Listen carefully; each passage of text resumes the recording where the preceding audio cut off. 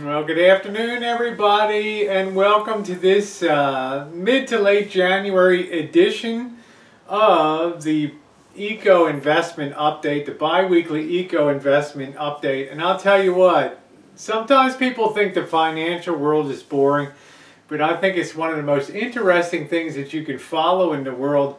And we've now reached a point in the world where we're having slowdowns are taking place. Oil prices have collapsed. Interest rates are once again cratering, just dropping dramatically. The demand for money is just nowhere to be found.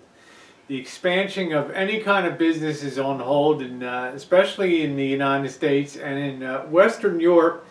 And the consequence of that is banks are in a situation where they're holding more and more money, probably as much money as they've ever held in their financial lives, their institutional lives, with less places to put it and less demand for it. And consequently, there's just all types of pressures on banks to make a dollar any way that they can. And there's also been, because interest rates are so low, and they've been under such pressure to go down even further because the economic situation around the world is so weak, that interest rates are a reflection of that. Now we've reached a point where the currencies are starting to go haywire here.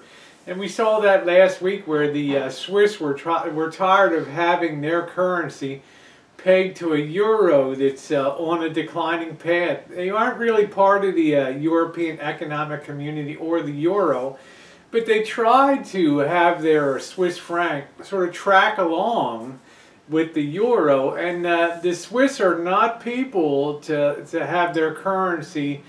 They don't like to see their currency depreciate in value. So finally, about a week ago, suddenly overnight, the Swiss bank authorities said, you know what, we're not going to be tracking the euro with the Swiss franc anymore, trying to hold it in a range. We're going to let the market take care of it, and lo and behold, the Swiss franc is up as a result.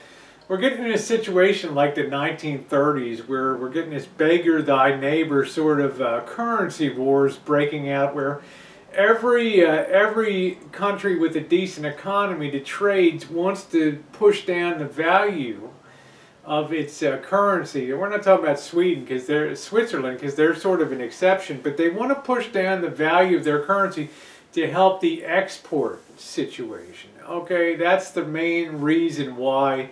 Because domestically, the growth is not there to stimulate the economy. So if they can export more stuff, at least that creates jobs. So you have this sort of round and around merry-go-round of competing devaluations of currencies and stuff. And it's like the whole system is sort of starting to break apart in slow motion, like a huge glacier just starting to break up here. So it's going to be fascinating. But the consequence of that is the stock market's been roiled a little bit, but you know, it's sort of finding its feet again. It continues to take these shocking blows of the EU falling apart, of holiday sales in the U.S. being a disaster for 2014. It continues to take all these things in stride and continue to try to move upward. And I would expect it to continue to make progress. It's just got to digest these things along the way. But the more it keeps in going up in value and making new highs, the more people will jump on board until we finally reach a point where everybody thinks that it's invincible and it'll never go down. And of course, at that moment is the moment that it will go down. But people are scared of the market. Oh, it's too high. You know, oil's collapsing. Blah blah blah. The stock market. Well, you know, I don't mind taking the other side of that bet. Anyway, somebody asked me, what are two things that you watch? Give me two things, Rosie, that are the most important indicators that you watch about the health of the U.S. economy. And one is sort of worldwide too. Every day I watch interest rates, the 10-year United States Treasury note, okay? It's ranged from about 2.8% to 1.7%. Now we're sort of on the downside of that range. rates are under tremendous pressure. Okay, there's just European central banks are starting bond buying now. The Fed continues its crazy ass helicopter bend with buying up securities and things to try and to re-liquefy the market.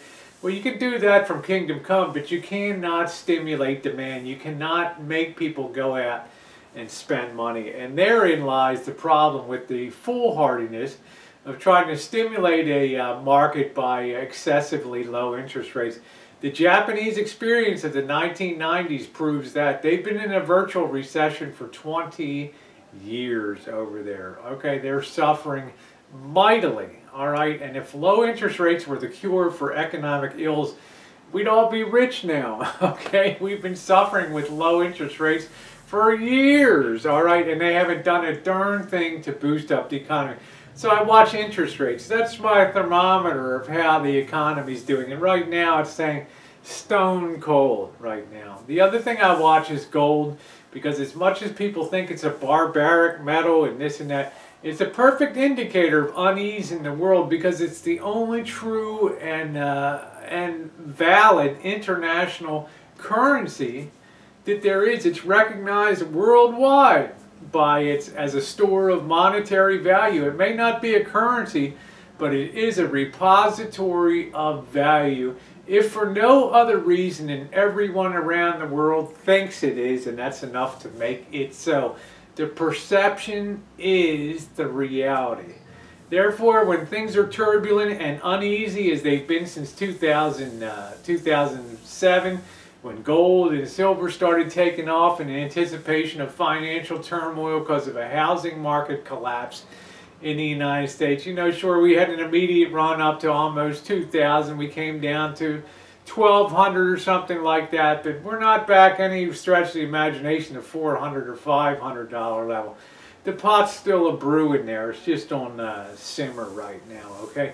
Those are the two things that I watch like a hawk, because everything is resting on them. You have your barometer of fear, which is gold, and you have your barometer of economic health, which is the 10-year note. The lower interest rates go, the worse off we are in the suit.